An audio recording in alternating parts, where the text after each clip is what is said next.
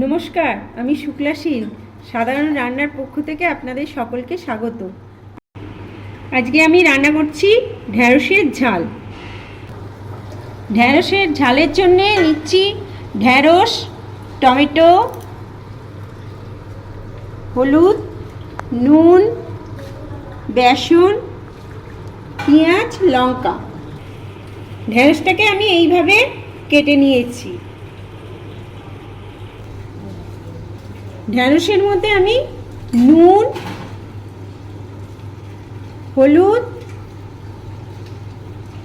বেসন মাখিয়ে নিচ্ছি।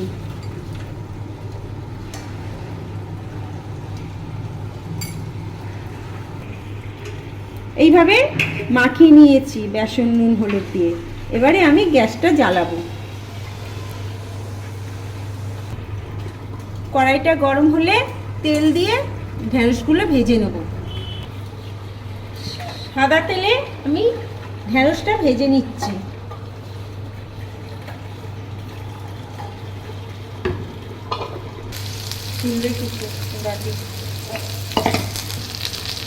ঢ্যাঁড়সগুলো ভাজা হয়ে গেছে, এবার আমি ঢ্যাঁড়সগুলো তুলে নেব। ঢ্যাঁড়সটা ভাজা হয়ে গেছে, এবারে আমি কালো জিরে একটু ফোড়ন দিয়ে দিচ্ছি।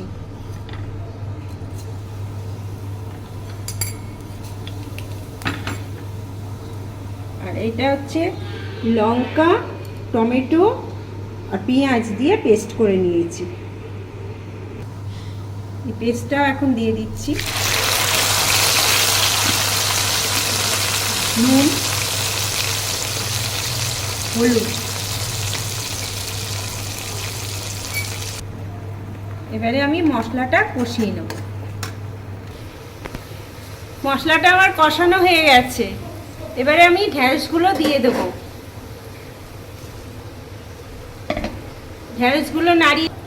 এবারে ঢ্যাঁড়সগুলো নাড়িয়ে চাড়িয়ে একটু সামান্য জল দিয়ে দেবো।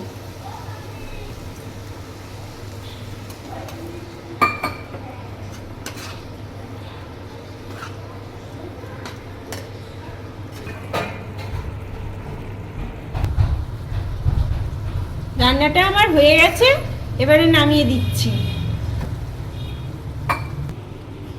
ঢ্যাঁড়সের ঝালটা আমার হয়ে গেছে। ভিডিওটা ভালো লাগলে আপনারা লাইক, সাবস্ক্রাইব এবং শেয়ার করে দেবেন। পাশে থাকা বেল আইকনটি প্রেস করে দেবেন যাতে আমার নিত্য নতুন ভিডিওটা আপনারা দেখতে পারেন। আর কোনো মতামত থাকলে কমেন্ট করে জানাবেন।